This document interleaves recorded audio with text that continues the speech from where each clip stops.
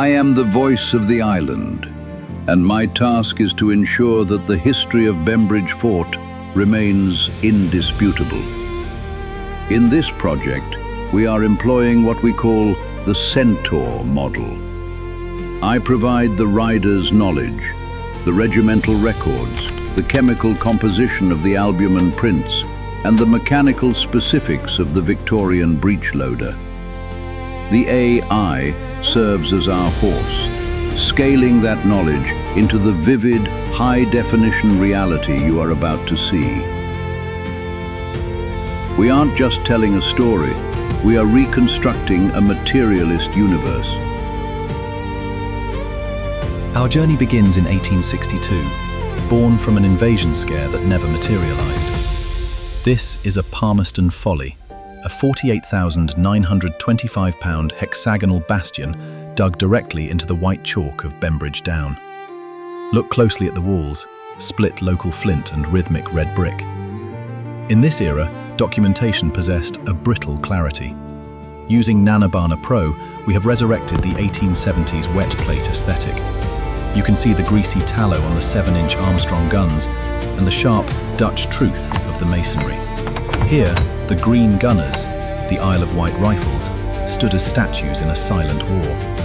Time accelerates, and the visual world of the Victorians gives way to the kinetic energy of the 20th century. By 1941, the fort had become a technological brain. The static defense of stone was augmented by the invisible shield. We transition now to the era of radar and indicator loops. Using VO3.1, we have recreated the high-contrast verite of the World War II casemates. You can almost smell the ozone and the diesel exhaust. This was the era of the extended defense officer, where the Green Gunners transitioned from artillerymen to electronic technicians, watching the Solent for a threat they could only see on a glowing cathode ray screen. After the war, the military retreated, leaving a vacuum filled by industry. Thank you, Julian. If Julian is the stone, I am the pulse within it. By 1941, Bembridge Fort wasn't just a keep, it was an electronic hive. Forget the statuesque poses of the 1870s. This was an era of high-contrast verite. My camera isn't a bellows tripod, it's a handheld Bell & Howell IMO, shaky and urgent. In the dark, damp casemates, the Green Gunners became hunters of the invisible. We see them in the Rembrandt patch, harsh light cutting through the gloom as they tune the AMES Type 2 radar. They were watching for low-flying Luftwaffe mine layers and listening for the magnetic disturbance of U-boats in the Solent. For 50 years, the fort was occupied by Micronair. This period is often dismissed, but to a historian, it is vital. It represents material friction, modern lathes sitting within Victorian powder magazines. This industrial occupation was the fort's salvation. The machinery kept the roofs intact and the vandals at bay. It was a long, dusty sleep, a period of preservation through utility, captured in the warm, saturated grains of 1970s Kodachrome. Now, we reach the present. The National Trust and the Bembridge Fort Trust have embarked on a trailblazing management model. Our goal for 2033 is to transform this bastion into a citadel of creativity. By using AI as a sympathetic companion, we are upskilling the island's creative sector. We are teaching a new generation to use these tools to bridge the gap between historical data and emotional narrative.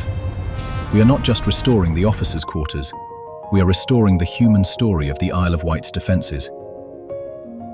It's my job to see the future in these stones. Between the military retreat and today, the fort took a long breath, the industrial interim. It wasn't a ruin, it was a workshop. That engineering spirit kept the roof on and the flint secure, waiting for us. Now we're waking it up. We're not just building a museum, we're building a citadel of creativity. We're turning this folly into the cultural engine of the Isle of Wight. Imagine the gunpowder magazine, once filled with high explosives, now filled with the soaring notes of a jazz quartet. Imagine the parade ground, where Julian's green gunners once stood, now transformed into an open-air cinema under the Solent stars. And here's the secret. We're doing it with the Centaur model. We aren't just restoring brickwork, we're upskilling our community. We're giving the island's artists the AI horse to carry their vision. We're showing that a small team can produce world-class media, restore forgotten lives, and build a digital future that is as substantial as these flint walls. This isn't just a fortress anymore, it's a blank canvas for the next 100 years. The stone sentinel has stood for 160 years. It has been a keep, a brain, a factory, and now a venue. Through the Centaur model, we ensure that as we move into a digital future, we never lose the brittle truth of our past. Every flint, every bolt, and every voice is preserved. The sentinel is awake once more. The material truth preserved. The human story felt. And the future vision scaled. This is Bembridge Fort. This is the Centaur model. And we are just getting started.